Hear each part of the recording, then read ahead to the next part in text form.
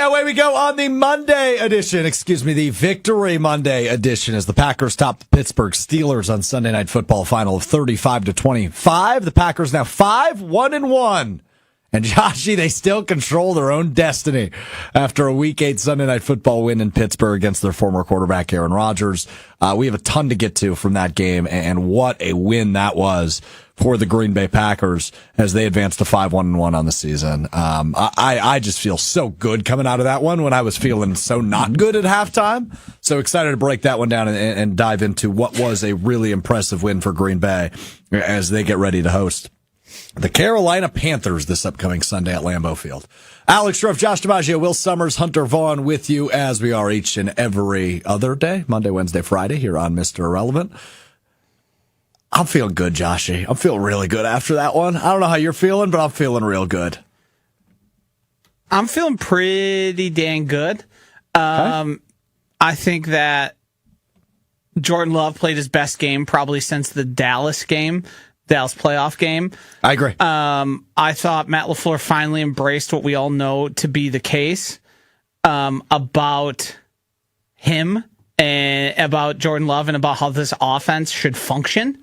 We saw them finally, after bashing their head against the wall with the run game and it not being effective, they finally decided to go to the pass game. And Tucker Kraft had another career day. He led the team in targets, and he did just about everything you needed him to do. I'll say this, though. It felt like they were getting their butts kicked at halftime. Mm-hmm. From every angle, right? Like the Steelers were effectively running the ball. Aaron Rodgers was doing things successfully offensively. For the Packers offensively, they couldn't really do a whole lot. They just had the first quarter touchdown at the break. And it just felt like nothing was working super well for Green Bay. But then they come out of the break. They score 28 points in the second half. Jordan Love completes at one point 20 consecutive passes, something Aaron Rodgers has never done in his illustrious Hall of Fame career. So there was a ton of good in that second half. But I would argue, and we could talk about a few different things from that second half, including the defense and the way they were able to get after Aaron Rodgers with 3 sacks. But I walked away from this one going, training wheels are off. It looks like Matt LaFleur fully trusted Jordan Love in that scenario. He let him throw the football. And you're right, they went away from the run game because it wasn't working in the first half. Yeah. But Love was making it work in terms of throwing the football. Now, he had a couple passes, including that 59-yarder to Tucker Kraft, where you're going, okay, I don't know what happened there, but it worked. I'm totally fine with him throwing the ball up. It's Tucker Kraft. He's either going to win or it's going to be a incompletion. Yeah. Like, he in those spots, I want you to put your guys in a position to win. And that's what he did in a big way. And granted, Pittsburgh's pass defense has been awful this season, right? I'm not going to try to twist this in a direction it's not. Completing 20 passes in a row in the National Football League is unheard of. That's really, really good by Love. Obviously, by far the longest streak of his career. Tied a franchise record. Yeah. 3 touchdown passes, over 350 yards. Completion percentage was through the roof. Quarterback rating of 134.2. I thought he was terrific. And to your point, Josh, I thought it was maybe, and I don't know that this is really going out on a limb, I think it was his best regular season game of his career. In terms of, it just looked like he was in total command the entire game, especially the second half. I thought Love was masterful in a game where he was truly a difference maker. And obviously, Tucker Kraft was a huge difference maker, and we'll talk about Kraft in a minute. But I thought Love was an apparent difference maker in this game and a huge reason as to why they walked out of Pittsburgh with a 10-point victory. Yeah, I mean, I think Tucker Kraft was the best player on the field, but second and not far behind him was Jordan Love. It's hard for me I don't think any of the offensive struggles in the first half were Jordan Love related. If you were to point to anything and nitpick, it's the utter reliance on Romeo Doubs and throwing him go balls and like putting a guy who's not that great at creating separation in spots like that and making tight window throws. He obviously trusts him, which I guess stands for something, but they need to go away from that. That needs to be Tucker Kraft as the security blanket and not Romeo Doubs as often as it is. That's the one thing that I would point to, but a lot of that's play calling dictated as well. There's a hot guy that is the one you look to immediately when pressure gets there. And it just so happens that Matt LaFleur and the coaching staff have decided that guy should be Romeo Doubs. But I didn't have a problem with the Watson throw. I think he put it in a spot for Christian Watson to win. He threw it over the head, put enough air on it. That was a beautiful throw. I don't know about beautiful. Oh, dude, he extended the play, he got out of the pocket, he flung it, and it ended up in a spot where only Watson could get it. Yeah, but he was so open he could have scored a touchdown. So you were mad it was a little bit under. No, it was a safe throw. He made a throw that he thought, sure, okay. Watson's going to have the best chance to catch this. I'm not going to lead him out there. I'm not going to throw it like away from him and make him chase it. I just want a big play completion, and that's what it's an explosive play, and it counts at the end of the day. So, I mean, we're getting nitpicky because he was like nearly perfect for large parts of the game. Yeah, he sure was. Yeah. Sometimes it feels like Matt LaFleur makes the halftime adjustment that he should have in his game plan going into a game. Like I don't know how often he looks at the defensive ranks, but I could have told you that the Steelers were going to be better against the run than they were against the pass. And I think the Packers in their past 3 games averaged 7.7 points. That kind of goes hand in hand. 2 important additions. Matt LaFleur doesn't care about efficiency. He doesn't care that that team's worse at it. He's going to try and run it no matter what. He knows it can put him at a disadvantage situation. That's just how he's going to call an offense, and that's how he's always going to do it. I disagree with it. Yep. I think it's wrong. Yep. I think they need to be a pass-first team and help that and use that to open up the run. But to me, it doesn't matter. He's going to run the ball, and probably more than they need to. I mean, that's the worst pass defense in the league right now. Mm-hmm. It sure is. Yep. And they have now beaten Dallas, and they bashed their head against the wall for 2.5 quarters before they decided to start flinging it a little bit. Yeah, no, you're right about that. I will say too, to Will's point though, I think there's a level of sometimes I think LaFleur is just going to go, hey, I'm going to try to assert my dominance early. He just has the same game plan, and he doesn't cater it to the defense that he's playing against. Yeah, but I think it's an affinity for Josh Jacobs. I think that tells you how he feels about his running back. Yeah. Well, he wasn't good yesterday. Outside of the touchdown, I agree. Yeah. I mean, Manny Wilson was better. Far better. I think that we can almost say that for a second time this season. Yes. Yeah. I mean, he's been hurt. He has the calf thing. I don't think they're catering the offense to him as much as to Josh Jacobs as much as they did last year, and largely that was due to necessity. That Josh Jacobs was such a feature of the offense, but he prefers a different style than what the Packers are good at, and the play action passing game functions best off of. So yeah, they've kind of tried to middle it, and it hasn't had the results we've been looking for so far. I do think there are certainly going to be opportunities where Josh Jacobs is the difference maker in a game. I think he's incredibly reliable. I think he has a knack for making big plays when they need it. It's just, I wish they were quicker to decide, all right, not working. And that way you don't go down, you don't have that sort of deficit going into half. Also on Will's second half adjustments don't really happen. Those are sort of a talking point. You have a game plan. And you just sort of run the other plays that you have in the game plan more. I'm not even positive the head coach speaks to the team at halftime. No, he'll talk to his coordinators and stuff. Yeah, and this is the time the players go get an orange and relax for a few minutes, and then they're back out there. So I don't know that halftime adjustments are. You're right, Josh. I don't know that they're as real. Obviously, the way he play calls might change. Put it this way: the halftime adjustment is him getting a breather and going, "I got to stop doing what was failing," and that's his adjustment. and to Will's point, he should do that before the halftime. Yes. Yeah. You should have time within. What Will is saying is correct. It felt like he took the leash off of Jordan Love in the second half. Totally, he was completely unlocked, which I thought could have been accomplished in the first half. I agree, and should be against good teams. But here's the thing.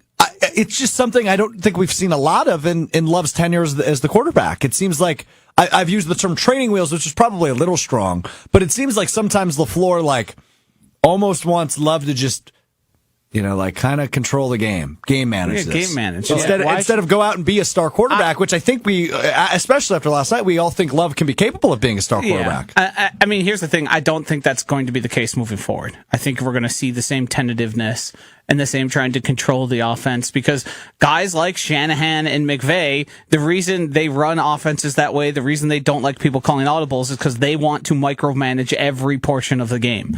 There was a time in Jared Goff's career where Sean McVay was reading the defense and then telling him which guy was most likely to be open based on the coverages into his head. That's the amount of control these guys like to exert. Mm-hmm. So Jordan Love, a little bit of a freelancer, known to get a little gunslinger. Is that bad? No, I don't think it is. I've never thought it was. I don't either. I just think that Matt LaFleur is more comfortable when guys go out and do exactly as they're told and asked. Yeah, I think so too. He likes the control aspect of that, but all in all, I mean, like, I'm walking out of this one in Pittsburgh going, okay, they really do have an MVP level quarterback. Now, in terms of will he win the MVP this season, the answer is probably not. But I've been waiting to see that on display from Love. Maybe not even to the level we saw it yesterday, because I'm not asking for 20 completions in a row, but to the point where on the Watson throw, where he's extending the play, he's freelancing a little bit, he's kind of trying to figure out how he can extend this play, and boom, it's a 33-yard gain. Or the Tucker Kraft throw. Things are falling under pressure fast. He sees an opening. He throws it to the moon, and Kraft finds it, and Kraft does what Kraft does and makes that into a 59-yard gain. So there was just several moments yesterday and last night with Jordan Love where I go, ooh, I've been waiting to see something like that here in 2025. And we saw it, which is great. And it felt like once the Packers got in the driver's seat of that game, and I kind of felt this way even when it was 16-7, and it really should have been 13-16, was the Packers feel like the better team in this game. But that really came to fruition in the second half, and especially early in the fourth quarter when they got back on top. So all in all, really, really good stuff. Quick question on Love: do we believe he's in the MVP conversation? Not as a favorite necessarily, but has he reopened that door? Can he win the MVP this year? I think the Vegas odds would tell us he is. He's like at 10th, I think. He's with a mixture of guys, including Jonathan Taylor at plus 2,000. Yeah, well, Jonathan Taylor's not going to win it as good as he's been and will continue to be. Yeah, I mean, it's certainly possible. The thing is, you have to win big-time games and big moments. Beating Aaron Rodgers on Sunday Night Football is one of those. And you have a couple more opportunities with Thanksgiving. The Thanksgiving game you have. In 2 weeks, you got Monday Night Football against the Eagles. Yeah. So, those are the places where that will become a real, actual conversation. I'm looking forward to, I'll have to do I'll get to do Mr. Irrelevant live from the trio that day. That's right, because it's a Monday night. Little pregame show for us that day. I took the next day off, by the way. I don't know if I've told you guys that yet. Oh, yeah, don't worry. I'll pick up the pieces. Strouf Day. Strouf Day. Strouf Day. Thanks, Will. Thanks in advance. TIA. Okay, Tucker Kraft. My goodness, is that guy good? 7 catches, 143 yards, 2 touchdowns, and some big time blocks, which I think are flying under the radar a little bit, as TJ Watt was a non-factor in that game. It was National Tight End Day, which I didn't know until yesterday. We'll get to that in a little bit. But he was just awesome. I mean, he has catapulted himself now with 2 massive games, one in week 2 against Washington, and obviously last night against Pittsburgh, among some other good performances. He has catapulted himself into the conversation of the best tight end in football. I mean, it's hard to identify a whole lot of tight ends who are as good at both the receiving and blocking parts of being a tight end as Tucker Kraft is. I mean, there's a legitimate conversation to have that we have now identified him as the Packers' best tight end since Mark Chmura, which is exciting because he's been that efficient here in year 3. And I know you've already said it, Joshy. Extend this man. Go ahead. Get the paper in front of him tomorrow, because this is a guy you're going to want around with Jordan Love. He was awesome. He was the best player on the field last time. Yeah, I don't think it's an exaggeration to say he's the best tight end in the NFL. I think he's the most complete right now. Obviously, George Kittle is dealing with injury and hasn't had the season thus far that he had so hoped. But I believe he's second in the NFL in yards for a tight end. I believe he's somewhere closer to 8th, 9th, 10th, 11th in terms of targets, which just shows you just how good he is. His ability to create yards after he makes a catch is truly significant and a huge cheat code for the offense, because that you don't need him to threaten downfield for him to make big explosive plays. Why it took Matt LaFleur this long to figure out he needs to be a bigger feature in the offense, we can debate that. But the good news is it's happening, and he is showing up big time and contributing in a massive way. He is, to me, the number one offseason priority for the Packers.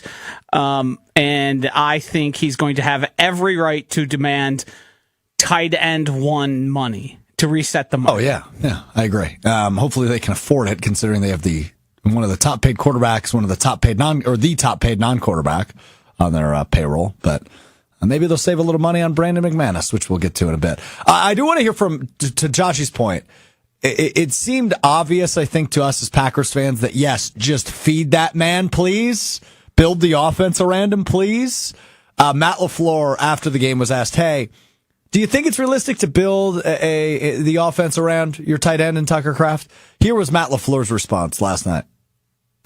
We'd be crazy not to. He was a beast. He was a man possessed, and you just got to find ways to get him the ball. And the first touchdown was a cold run where we spit the ball out on the run alert, and the guys, the receivers, I can't say enough about those guys, just the effort that they bring in regards to not only the pass game, which is to be expected, but in the run game, blocking for the backs or blocking for Tuck in that situation. So those guys really stepped up and did a great job. It's an awfully different tone. It sure is.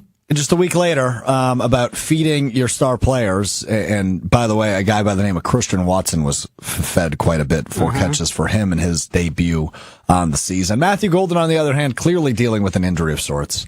Not very featured. He was on the injury report Friday, was questionable going in yesterday. The hip. Yeah. And was not heavily featured last night. Yeah, I don't know how much of that is injury related versus we don't know where to use this guy, so we're just going to throw him nonsense and manufacture him touches despite these touches not being what he does. Well, I hope that's not the case, but 6 touchdowns for Tucker Kraft. That is amongst the most for tight ends. Jake Ferguson in Dallas also has 6 touchdowns on the season. Tucker Kraft, 469 receiving yards. That is second amongst tight ends, only behind rookie Tyler Warren in Indianapolis. Mm-hmm. Yeah, pretty good year for him so far. Mm-hmm. Pretty good year for old Tuck. So awesome game for him last night. Good to hear LaFleur change his tone a little bit on featuring him going forward. Now, actions speak louder than words, Joshy, so we need to make sure that continues to be the case. Yeah, just the fact that this happened so close to one another, those two comments, and the fact that Matt LaFleur's reaction to Romeo Doubs being featured so much, the offense not looking that good, and then it looks good when you do it to Tucker Kraft. It's just have some more composure and say, yeah, we didn't get the looks we wanted, or something along those lines. Well, we will find out together if Matt LaFleur is featured in this week's edition of Stock Up, Stock Down, which we do after each and every Packers game. It's only an indication of where you were at after a game. And this week, it's a 35-25 win over the Pittsburgh Steelers. We've got some stocks going up, some stocks going down. It is time for another edition of Stock Up, Stock Down. To stay undaunted Stock up means stock up. Shout out to Pat Murphy sneaking in there. I was a little daunted at one point last night. I will admit that. At around halftime, was a little daunted. But we start with a stock up.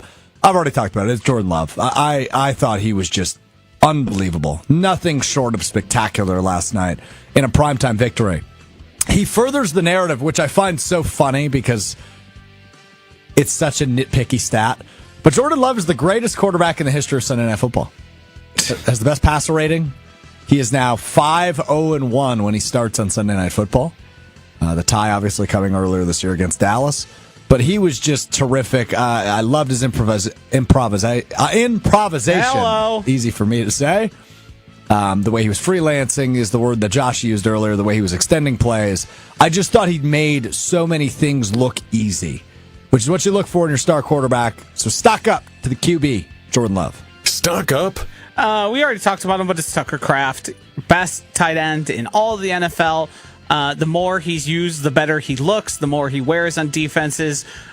He is able to, in a way that few other guys in the NFL can, create more yardage than they are given. He took like pretty much a simple slant route and then just ran past everybody and threw the last guys into the end zone. He is the most important non-quarterback portion of this offense moving forward. Stock down. This has become the special teams portion of this program, it seems. So I will start with the punt returners. They have tried, I think, 5 guys back there now. Keyshawn Nixon wants no part of it, despite what he says, as he muffs one. And then Rich Bisaccia doesn't want Keyshawn Nixon a part of it. They've tried Romeo Doubs. They've tried Matthew Golden. They've tried Savion Williams. They've tried Keyshawn Nixon. Nobody is working back there. Please find a returner. Please find somebody to just do that job, because it ain't working, whatever you're trying with. Punt returners, a stock down this week. Stock down. Let's stick on special teams. And no, I'm not going to point to the flags that they got again on special teams. I'm pointing to the kicker, Brandon McManus, who was injured, missed a couple games. Lucas Haversick ended up replacing him and doing well. And then this week, our guy, McManus, I don't want to call him our guy because I don't have any guys that are kickers. We don't support kickers on this program, at least from my end. Brandon McManus shorts one and then hooks one. Can't have that. The game was closer than it needed to be. I can have a little forgiveness for coming up short, 57-yard field goal outside on the road. Mm-hmm. But then to hook that next one. When he hooked it good. Yeah, and maybe he came back too early. Maybe he heard the footsteps of Haversick. Whatever it was, it was not great. Whether he heard the footsteps of Haversick. Yeah, 2 misses for him. Haversick in only 2 games as a Packer. 10 for 10 on field goals and extra points, including the franchise record 61-yard field goal make. Imagine that will be quite the conversation at 1265 Lombardi Avenue this week, but a very fair stock down to McManus. Stock up. Christian Watson was awesome in his return. 4 catches, just under 100 yards. You realize why they signed him to that contract extension before he returned. It was good to see. He wasn't, as far as I'm aware, I haven't looked at the snap counts, but I don't think he was on too big of a snap count because he was out there quite a bit. He's a big physical receiver, takes the top off of defense, still looks like he's got his speed. I thought he looked really good in his return game. Granted, it's the worst pass defense in the league.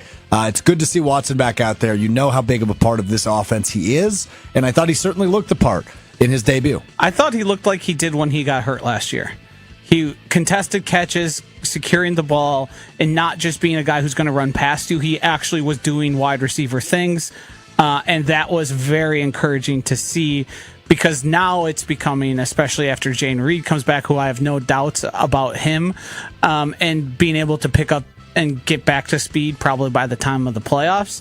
That's a passing attack that gets really scary for opponents. Yeah, I'm curious to see, as he continues to get back to football shape, can some of those blocks on the outside get better? I saw he whiffed on a few. Yeah. He also had a good one when Tucker Kraft scored in the first quarter. That's true. So, but I think that's just getting back to football speed. I'm not holding that against him. But like, for example, you see guys like Malik Heath still getting snaps. It's because he's a good blocker, right? Yeah. And that's how he carves out some 35 snaps in his first game back from major reconstructive surgery.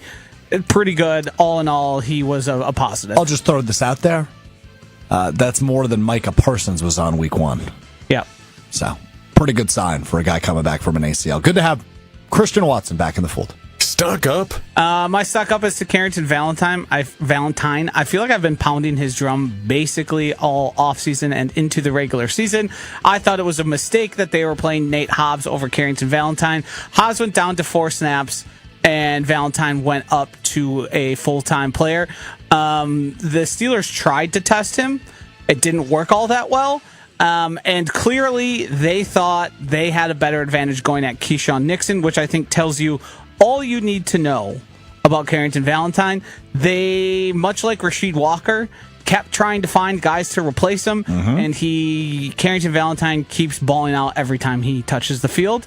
I did find it interesting. Halfley gave such a defense of Nate Hobbs and how he would return, and then let him see the field 4 total times. Was that it? Yeah. I mean, I know he wasn't out there a lot. Yes. He played 4 snaps? He got credited with 4 snaps. I imagine those were all dime coverage calls. Because Valentine played, like 46 out of 50 snaps or something like that? He was out there for most of the game. Yeah. I didn't realize it was that low for Nate Hobbs. But it makes sense because I can imagine where Aaron Rodgers would have been throwing the football had he been on the field more. And that would have been in the direction of Nate Hobbs. Yeah, look, that pass breakup that didn't actually count as a pass breakup to Roman Wilson, that final touchdown Pittsburgh scored. I loved what he did on that play. He stuck with it. He played through it. Ultimately, Roman Wilson made a great catch on what was needed with, what do they call that, replay assistance? Yes. Expedited replay. Whatever it's called. And it was outside the 2-minute warning, so everybody on the Tirico and Collinsworth were confused on when you can use it, and when you can't use it, and when you need to challenge, when you can't challenge, because it was called incomplete on the field. But I loved Valentine hanging in there and eventually ripping the ball out, and what looked like it wasn't a catch ultimately being a catch. Yeah. But I'm not going to fault them for that in a game where you're winning by 3 scores or 2 scores, whatever it was at that point. So good game by CV. Stock down. Not so good on the other two. Keyshawn Nixon looked lost a lot of last night. And to your point, Nate Hobbs barely played. So clearly his stock is trending in the wrong direction. But Keyshawn Nixon was a disappointing on defense. And obviously he had the muffed punt as well. Just a rough evening for 2-5, who I still think is a good player, but certainly not his best night defensively, guarding DK Metcalf and company. I thought Rodgers had a pretty good night, all things considered, and that was partially because Keyshawn Nixon did not have a very good night, all things considered. Stock down. So I got one left. Oh, forgot about this one. Stock down to Josh Jacobs and the Packers' run game as a whole. I did think Emmanuel Wilson looked good in the limited opportunities he got, but some of those also came via the pass game. Josh Jacobs has been dealing with injury. He hasn't been incredibly efficient. His rush yards over expected is lower than you would like it to be. And whatever's going on with this offensive line that was great last year at run blocking, they are not the same this year. I don't know if that's guys getting moved around, guys being injured and not playing as well. Whatever the reason is, or whatever the symptoms might be, the run game has not been good enough, and the Packers continue to look extremely ineffective when they do choose to go to the run. You're spot on. I love seeing Emmanuel Wilson make the most of his opportunities, though. You've done probably the biggest reverse course on him out of any player I've seen in your time with ESPN Milwaukee. Yeah. You were cursing his name and his touches. Well, I love seeing our guy Bill. And now you are all about it. Bill, who was with us during our watch party against the Niners 2 years ago. Yeah. When I was doing the cursing of Emmanuel Wilson. The very first thing that Bill said in the chat today was, Stroufy, we have a solid RB number 2, our boy E. Wilson. Emmanuel Wilson has been really good this year. And that's really good to see, all things considered. That's a guy we could have given another stock up to, given that Marshawn Lloyd hasn't been able to get on the field. And that's a guy they used a quality draft pick on to hopefully be a quality RB2 for this team. But Emmanuel Wilson's made the most of his opportunities. And he was the leading rusher for Green Bay last night. So there you go. That's stock up, stock down. What did we miss? Let us know on YouTube at ESPN Milwaukee, at ESPN Madison. And I imagine Will probably let us know what we missed. Did we miss anything? No, I think we covered it. Shout out the Packers fan base. 2 road games in a row and 2 games in a row where the home quarterback has had to use a silent count. Shout out. Got it. No stock down to Romeo Doubs? I am going to stock down Romeo Doubs because I think they're going to trade him. I think Matt LaFleur says over my dead body. Yeah, I think Josh is right. I think they contracts should. Up. They should look to I trade agree. him. I also, the Seahawks re-cooling. They're looking at shopping him, and I think the Seahawks could really use a guy like Romeo Doubs. The Titans just traded Roger McCreary, the cornerback, as well, so the market is getting thinner and more expensive. I think they'd also have to give up a draft pick, which I don't think they'll do. I don't think this is a hot take. I don't think the Packers are buying at the deadline. I don't either. I can disagree with that. I think if you're going to show all in like the Michael Parsons did, why not buy all the way in? That's the thing, though. You don't know. They could have turned that leaf over to be the buyers now.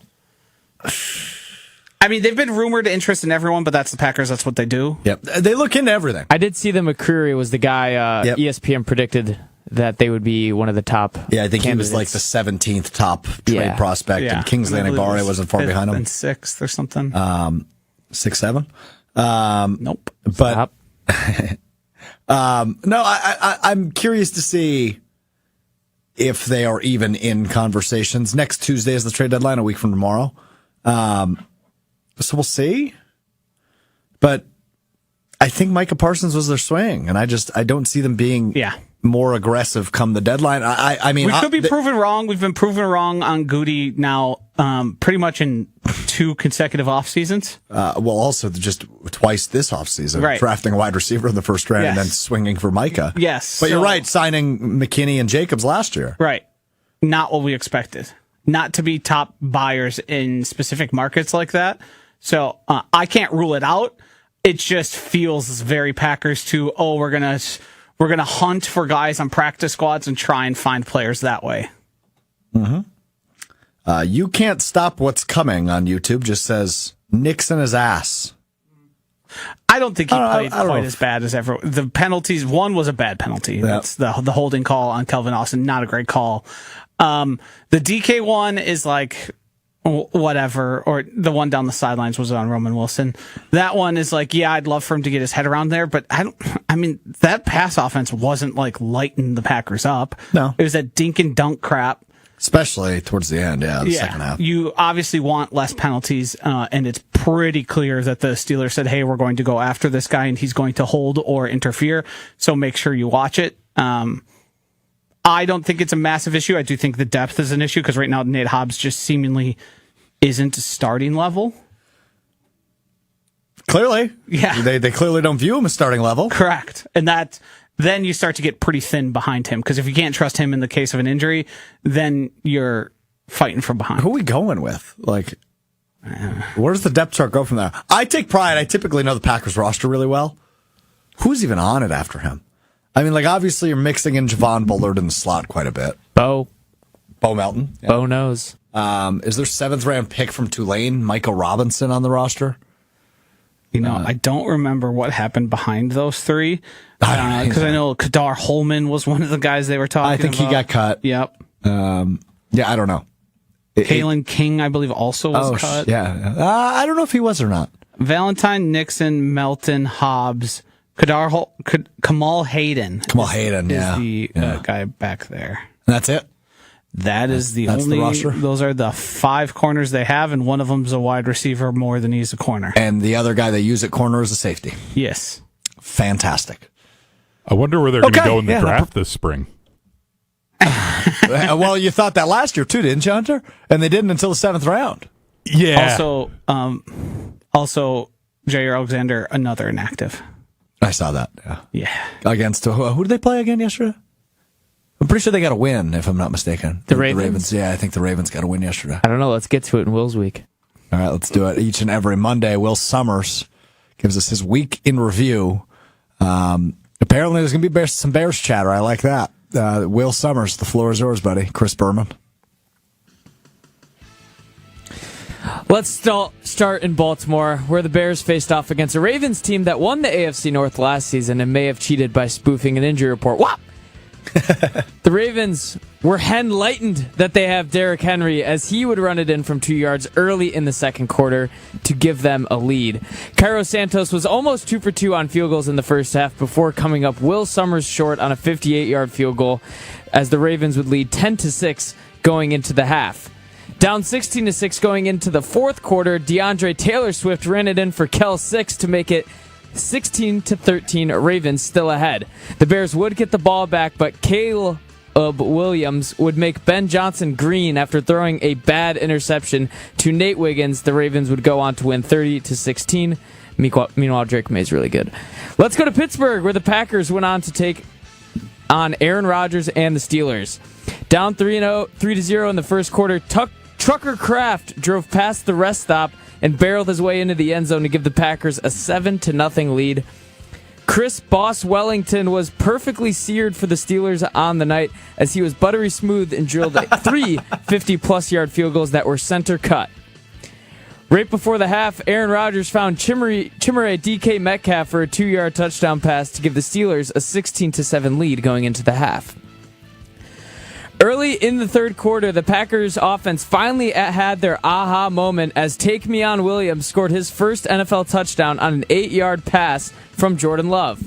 Early in the fourth quarter, Jordan Love got his bright spot back as Christian Watson burned the defense for a 33-yard play. Nice. Later in that drive, Josh J. Corn on the Cob barbecued the Steelers' defense to establish the run and score a 3-yard touchdown. But the Packers weren't done yet as Pucker Kraft iced the game with his second touchdown of the game, finishing with 143 yards on 7 catches. Jordan Glove looked like OJ the way he was making a run at the MVP as he had 360 passing yards and 3 touchdowns.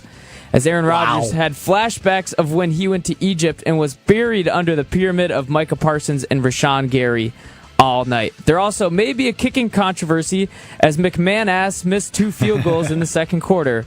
But all in all, the Packers would walk away with a 35-25 win in Pittsburgh. With your Will's Week in Review, I'm Will Sommers. Jordan Glove is your best line ever. I had to get clearance from the boss on that one. Are you the boss? Yeah. Yeah, I mean, any OJ reference you do want to be careful about. But I thought Will did a great job this week. I do think you end up writing the joke, but then you step on your own joke by saying the name correct first and then having to correct Yeah, it. Tucker Trucker Kraft. Also, when you read Trucker, it just looks like Tucker. Yeah? The Yeah. R just hides. Yeah, that's your brain filling you in. Maybe you need some practice sessions. You like go into one of the studios by yourself and just Look in recite a the mirror. lines. Yeah, I recorded it, but then it's kind of weird when I'm just sitting here and it's playing. It's true. Also, when you write it out, are you typing it in all caps? Because then the R is going to stand out more. You could do that. I am in all caps, and I phonetically type it out too to break up the syllables. Oh, so you're Yes. just having Wow, you're a phonetics guy. Yeah, so I'm just messing up that badly. Phonetics guy. Speaking of changes around here, Josh is standing right now. What's going Yeah, on? my leg fell asleep, and then I decided maybe I should just be a little bit of a stander. Okay. Yeah, I think I was just sitting weird. I was so amped to talk about the Packers. We didn't spend a lot of time talking about Aaron Rodgers. No, I wanted to do that here, and then we'll get to what we missed. Thoughts? I think we saw all the reasons why the Packers moved on from him at the time they did. I also saw a guy who was totally unwilling, despite being down for, I don't know, a non-insignificant portion of the game, who was totally unwilling to give the other team, his former team, the satisfaction of a turnover. He was going to. That's why you think they were doing the dink and dunks and. I mean, starting the game, that has worked for other offenses thus far this season. But when you're losing and you can't get anything going, you got to start threatening them downfield, and they just barely did that. Even as the game became more and more in the Packers' favor, he didn't want to put the ball at risk, and then he just took sacks instead. He yelled a lot. Sure did. Don't miss that. No, I don't either. I don't know who he was yelling at on the one DK where Carrington made the DK pass where Carrington Valentine made a nice play in the end zone. I mean, he just like swiped the ball and made a good play. It's classic Aaron. It's somebody else's fault. They didn't do exactly as he had imagined in his head. Yeah. I'm sure he wasn't thrilled with Arthur Smith at times either, who, by the way, they called a pass in the first quarter in the middle of the field to a 6th tackle. Yeah, well, that was one of their first plays. Yeah, weird. That was really strange. Yes. They were getting real cutesy with it right away. Yes. And then Aaron later made a nice throw down the right sideline to DK. And where you're like, oh, okay, old man still got it a little bit, but Yeah, I mean, he's still got an arm. It's just he can't move. No, he's immobile.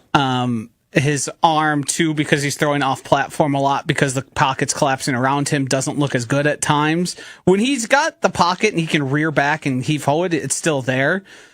But his body's just won't do what he wants it to as much anymore. And I thought that became fairly obvious. I thought one play that I just loved, and nobody will remember this play because nothing happened on it other than an incomplete pass, was in the fourth quarter after Rodgers had been sacked 3 times.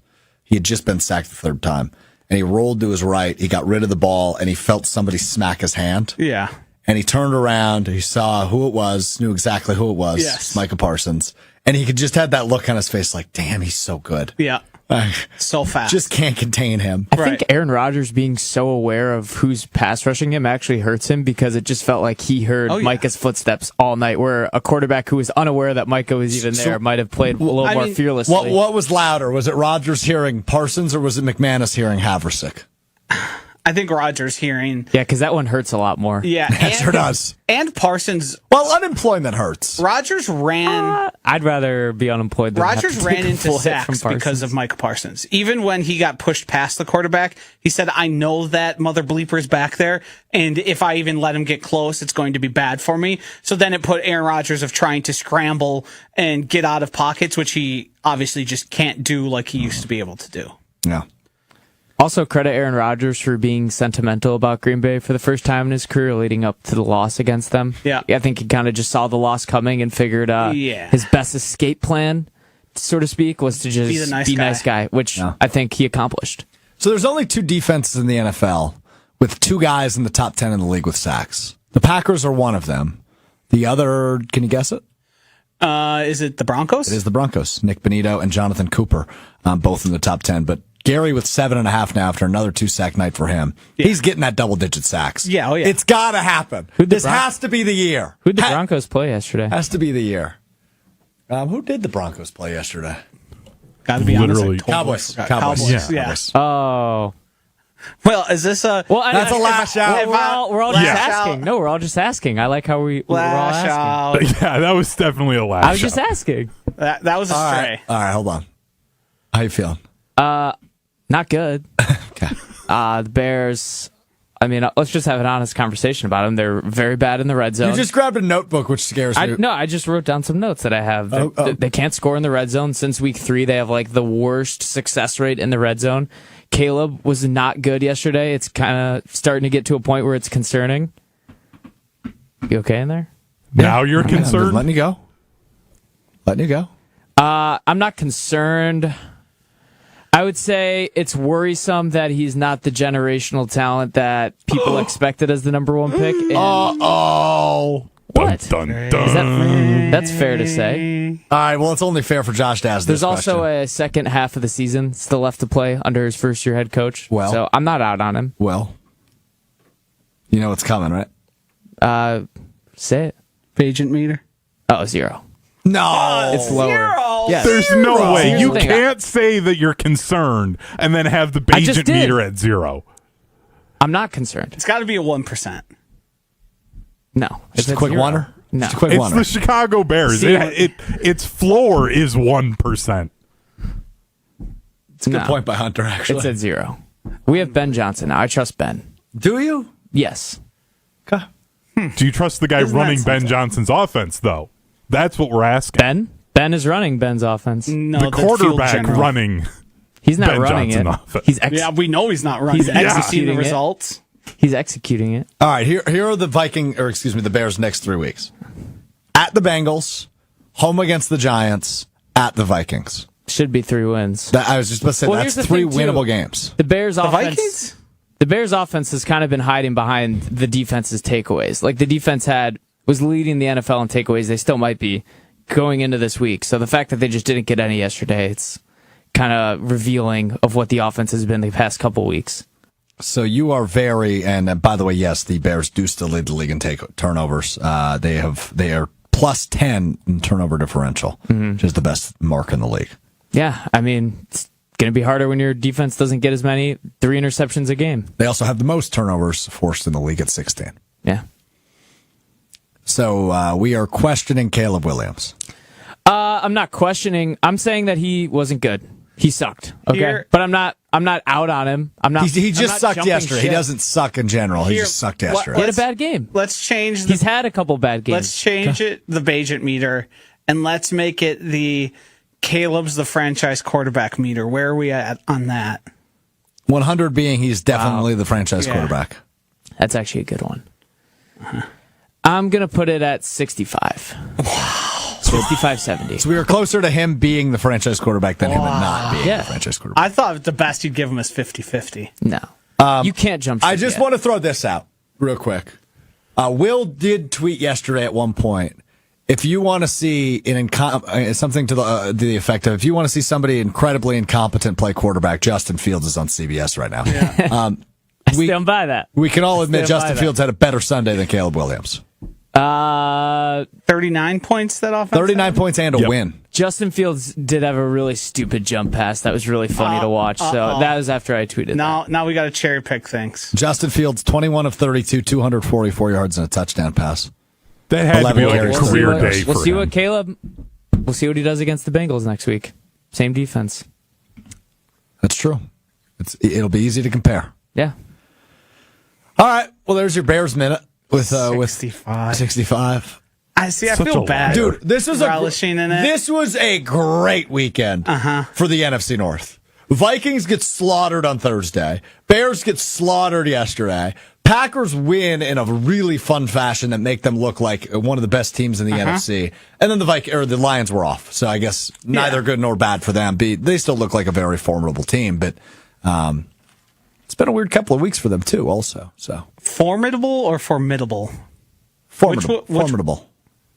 I don't think you would have followed up if it was formidable though. So I'm going to go with formidable. I think it's a tomato. I just didn't know if you said it one way and meant it the other. But here's don't the issue. think it is. Tomato, I think it's I hate just the formidable. phrase tomato. What? He thinks it's just formidable. Yeah. Yeah. I don't like the phrase tomato. I hate that. As a guy who's often out over his skis when it comes to words, you should embrace the tomato life. Yes, but nobody says tomato. And that's they the do. who says tomato? I believe Europeans. Tomatoes. Well, thoughts? I've heard people say tomato before. Okay. No, you haven't. How are you going to tell me that I haven't heard it? You've heard somebody. You've heard. How are you going to tell Will me? How are is you going to tell lashing me out what I've big heard? time today. Oh. No, that was just a stupid comment. How are you going to tell? Wait, hold on. How are you going to tell me what I've heard and what I haven't? You have Are heard you somebody me? seriously say tomato Yeah, down south. down south. Yeah. Roughly where? So the opposite of north. That is. This is I don't a know how lash out. directionally challenged you are. This is a lash out. Well, you asked me and I answered, and then you're telling me that I'm wrong. You do like to do that. Well, and in Will's You asked me defense about here, a personal experience I had, and you're telling me I'm wrong. Yeah. You know what? Will's side. I didn't know I Will's was side. wearing meta glasses my whole life, and there's tape, and Strouf's reviewing it. also in Will's Glasses. defense, the current Southern accent probably closer to what the early European settlers would have talked like. So Now Josh we're dropping analyzing the accents. Josh dropping the Europeans say tomato. That would actually track with someone in the South did saying Did you that. guys watch cooking shows? I feel like tomato is Yes. getting a lot of play on cooking shows. Yeah. I don't watch a lot of cooking shows, frankly. Do you think Brian Kelly would say tomato Yes. with his because fake he's Southern accent? performative. No, but Well, hold on. Do if you he think he got would a still say job, it today yeah. now that he's been No. fired? No, if he gets hired as the Badgers head coach, he'd get a Uper accent. Okay, so more tomato. A. Hey. All right, well, you're right. I'm wrong. I'm sorry. I'm just saying, don't ask if you don't like my answer. Don't ask for my answer I if you're not going to still like think it you're either way. lying to And me. that's Strouf is that's the king fact, of Jack. that. Strouf is the king of asking a question and then being mad at you because you give an And answer then he not doesn't liking like. the answer. Yep. Yeah, it sounds like Mussolini too. Whoa. Oh, Shot from across the bow. Believe me, the amount of times I've been asked a question that she didn't expect me to know, and then she gets mad because I know it. Why would you ever know Do you think that? do you think you're too smart for your own good sometimes? Yes. Oh wow. Yes. That was not humble at all. There are times where it probably would behoove me, I think, in my personal life and professionally, because it also raises everyone's expectations of you. Oh, professionally. Yes. What happened? Nothing in specific, but in the past it has. Like, I make a mistake, and it's you should be better than this. And it's like, yeah, but I made a mistake. Like, I'm not perfect. Those two things aren't mutually exclusive. I will just say this: 1:18 p.m., October 27, 2025. Josh DiMaggio. I'm not perfect. Yes. First time he's ever admitted that. I am right a lot, but I'm not perfect. Very good. All right. Final thoughts on Packers Steelers as the Packers get ready to host the Panthers this weekend. Have the expectations changed, A, for Green Bay for you, Joshy? And B, do you feel like you know more about this team than you did prior to yesterday? The first part, no, they haven't changed, because for me, it's been Super Bowl or bust all year. You make that Micah Parsons trade, regardless of what the results are, the expectations would be they need to live up to either being on the verge of a Super Bowl or in a Super Bowl. Like, that is the only situation. It's football. Things can bounce your way. Things can go against you. It would still be, to me, some sort of a failure to not make the Super Bowl, but it is what it is. It's a single game elimination. What was the second part? Did you learn anything yesterday that you didn't know prior? I learned that Tucker Kraft has the ability to be the guy, and that the Packers should be a pass-first offense, and instead of being sort of middle of the road or run-heavy, they should rely on Jordan Love more. Yeah, I agree with you on that. It seems like this team's identity is starting to come along. Yes. Right, and I think it's such a buzzword in sports. Is the head coach going to embrace it? Or is he going to be too smart for his own good, like Josh is a lot of the time? Yeah. Uh-huh. Yeah. You and Matt LaFleur, 2 peas in a pod. Often they say that. Yeah. No, so I'm with you on that. I thought we learned some good things about what this offense is capable of. Mm-hmm. I think we learned some good things about Jordan Love under pressure, putting the game in Jordan Love's hands. Can he deliver? Yada, yada. I think that's all good. But also just like starting to see, okay, they can spread the ball around. Yep. Which they did. 10 different pass catchers yesterday for Jordan Love. But there was one in particular that you went, holy smokes, that guy's good. And then there was another guy who caught 4 balls in his return game where you go, okay, yeah, he's going to be a big part of the offense going forward. Also, I didn't need to learn this, but I did.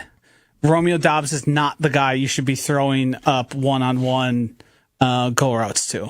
I'm not positive that'll stop, though. I'm not either, but I now know that for sure. I thought I knew it for sure. It was just reconfirmed. Good. Very good.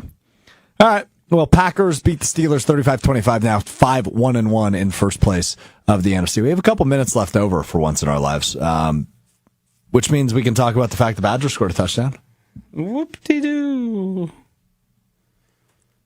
I'm going to be honest. 14-point loss. Didn't watch. Don't plan on watching. The only thing that stuck out to me was the amount of apologia that happened for Luke Fickell and the Wisconsin program, and then also an alumni being called a producer because Luke Fickell was in his feelings in the pre-production meetings that they had before the broadcast. Podcaster, not producer. Yeah, sorry. Wow, you just called him a producer. Yeah. That's more disrespectful than podcaster. Apologia is the plural of apologies? It is probably a word we should leave to Will. Yep. I don't think he was listening, so that's why I did it. I'm writing it down. What do you want me to do? He is defensive today. I think I broke him. Yeah, he wasn't writing it I'm down. literally typing it in as you said that. I don't think he's paying attention. I started breaking them down yesterday after the He loss. is not in good shape. And now the Caleb Williams Bears conversation has pushed him over the edge. It's and funny. Josh comes out of the woodworks. They win 4 in a row. Not a peep. Crickets. Yeah. Crickets. I'll back you up there. Coward. Of course there's crickets. Coward. This is how this works. Don't pretend like I wasn't the one all along saying, just wait. Oh, but it got real quiet the past 4 weeks. Did you enjoy the silence? I did. Yeah. Bad news. Well, now it's not going. Now it's not. I mean, it's put up or shut up time for Chicago because this is scheduled the next couple weeks. If they don't win, Yeah, they got to win. 1 and 2 They got to coming. win out. you're going to be hearing At least But they 2 and got to 1. win out. Win out the next 3 3. weeks. Oh, God. Jeez. I was like, huh? So you got the Packers twice. Hunter, go ahead. Back to the Badgers thing and Tim Brando deciding to just literally say exactly what Luke Fickell was clearly saying in their production meeting. Again, because I've said it before, I'm going to say it tonight on Prep Mania Weekly here on ESPN Madison. I have talked to multiple high school head coaches who have all said they have not seen a Badgers coach in their school, even going back to the Paul Chryst years.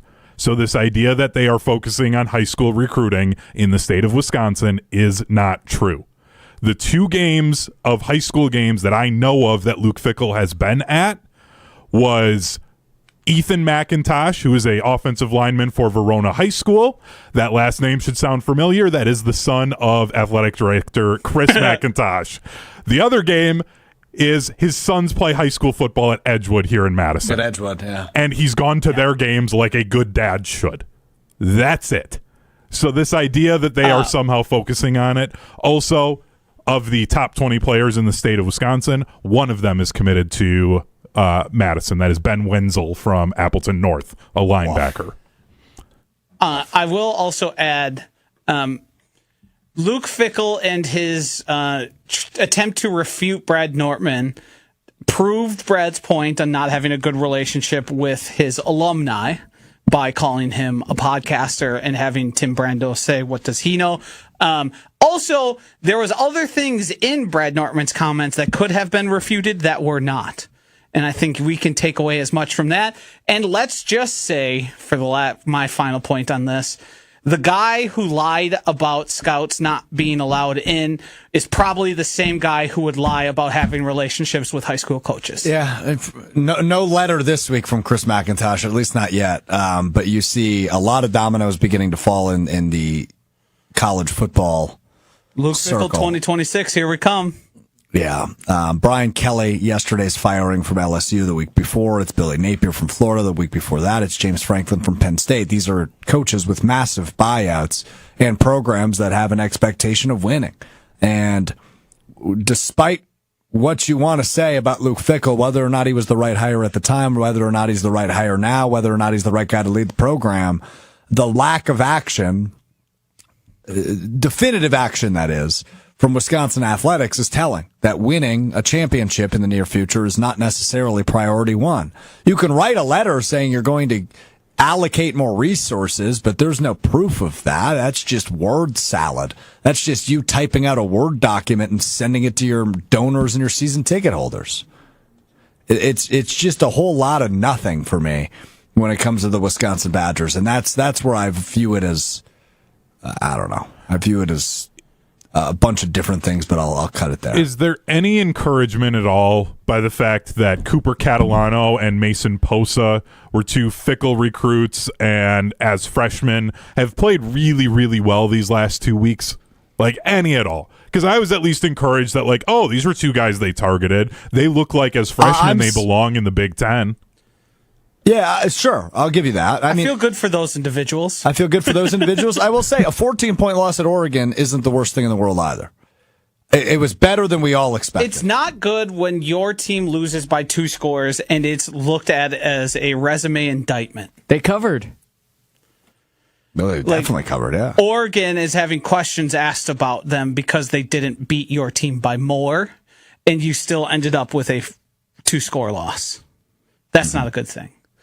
Not to distract us too much, but I saw DK Metcalf score a touchdown. Is there anything you want to say to Will and I about what happened on Sunday? And why I won't be eating this week. Yeah, so... Because you made a milquetoast pick. I do. So... Like that, Josh? Milquetoast with a Q. I will say I messed up. Yeah. But I won't say I'm sorry. You got cute. I got cute. Yeah. Now, what in happened? my defense, so me, Josh, and Will built an anytime touchdown parlay. So Will and I were out having a few beers during college football on Saturday. Will said, I have an idea. The three of us should each pick an ATTD, anytime touchdown. And I said, okay, sure, but I don't know. I don't really, I'm not good at this. I don't bet anytime touchdowns. I didn't know it was National Tight End Day. That's a big miss by you. That was talked about all week. Yep. Yeah, but I don't care about fake holidays unless I make them up. You are literally the fake holiday guy. You and Jesse Nelson. Yeah, I like making them up. Yes. That's your thing. Is that you that was talking about National Mother-in-Law Day yesterday? Yes. Well, that's because John Anderson brought it up, yes. After I mentioned it was National Tight End Day, and then he looked up what other days it was. Mm-hmm. So, missed by me for not picking a tight end. Also, mega miss for picking Ramondre Stevenson of all people. The middest of mid running backs. So can I at least give you my reasoning? He would die to be Rico Dowdle. Can I give you my reasoning at the very least? Don't really care. He had scored a touchdown 2 of the last 3 weeks. Okay. They were playing the Browns. As we all know, those things are often repeatable, and we should apply what happened last week to the next week. He had been getting out. He was out carrying Travion Henderson, and I think he did again yesterday. Still is. So I thought he would have more opportunity if there was a goal line situation, which there was. They had the ball on the 1 yard line, and they threw it to Stephon Diggs instead. do you think maybe that's an indictment of the guy you picked to score a touchdown? Well, here's the issue. I was between Stephon Diggs and Ramondre Stevenson. I mean, was that his first touchdown of the season? No. He had one against the Bills at Okay. least, I think. Yeah, because It just sucks that me and Josh threw out. Josh threw out even a couple extra names, and I picked, and both of them still scored touchdowns. it was tough that I said George Kittle and DK Metcalf, and both of them had touchdowns. I lied. It was his first touchdown of the year for Stephon Diggs. Gotcha. Good pick. Yep. That would have been a better pick. It would have been, because you wouldn't have been using the logic of, well, he scored 2 out of 3. It wasn't that logic. I just thought the goal line situation would have been. So we'll try again next week. Yeah. Me and will eat our fingernails and subsist off ramen noodles. I'm having ice cube soup for dinner tonight. Subsist. Well, you know what subsist means? I will in a second. Don't sound so excited. No, I don't. All right. I got to tell you about Door County Distillery, locally produced, handcrafted, award-winning spirits made locally in Door County. The Bat Bleep Bourbon. It's almost Halloween. Get some of that. It's available statewide, as is the Cherry Bourbon and just the normal bourbon. I love the bourbon from Door County Distillery. It is amazing. Love the bourbon. Yeah, shocking. I mean, you've never heard me say that before.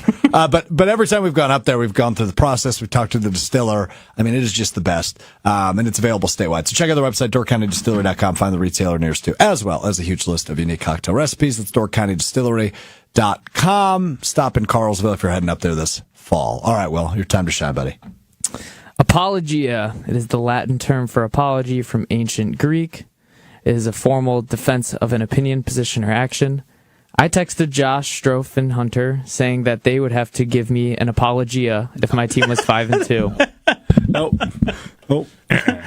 That the word you're looking for is apology. Yeah. Yeah, but I'm being Latin. Yeah. But it's Latin. Yeah, We'll let it. it's Latin. You know what? We'll let it fly. Let me Latin. Subsist, maintain or support oneself, especially at a minimal level.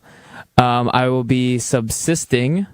I'm adding the ing on ice cubes this week because Alex Strouf is incapable of naming a tight end. Yep. You could have picked anybody. Hunter Henry. You mentioned Hunter Henry at some point Dallas this week to me too. Goedert. I don't remember in what context, but somehow you were talking about Hunter Jake Henry. Tongus. Yeah, I messed up. Harold Fannin. I'm already so hungry. My Are you tummy's fasting? growling. No, No, he's starving. that was my last $5. Gamble responsibly, everybody. Yeah. Will's making jokes. I'm kidding. 1-800-GAMBLER. All right. Well, good job, everybody. Wait. Hunter's probably having a serious sense of FOMO right now. I mean, that and the fact that it's the sports equinox and we haven't talked about it at all on a sports program. I feel like it's kind of a miss by us.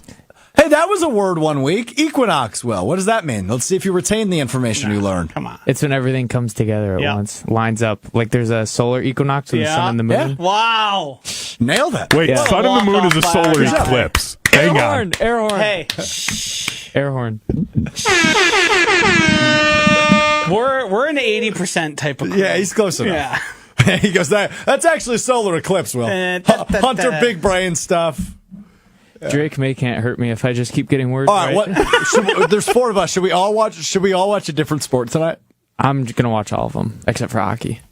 Dude, we could quad box it on YouTube TV. That's what I'm doing tonight. Yeah. Well, I'll definitely have the World Series on. But I'll probably be watching a little of the World Series and the NFL. yeah, me too. The NFL. Maybe a little NBA. I also go to bed at 8 p.m. I was up way late last night, grinding. Okay, we're done here. All right, that will do it. Grinder. That will do it for us today. Grinder. We're back with you Wednesday, beginning at 12:30 Central. ESPN Madison, ESPN Milwaukee on YouTube, as well as wherever you get your podcast. Apple Did you Podcasts, forget where we Spotify. were? ESPN Wisconsin app. No, my brain was just cooking a little bit because I'm actually just going to let Will say goodbye to the MIA today. Go ahead, Will. Peace.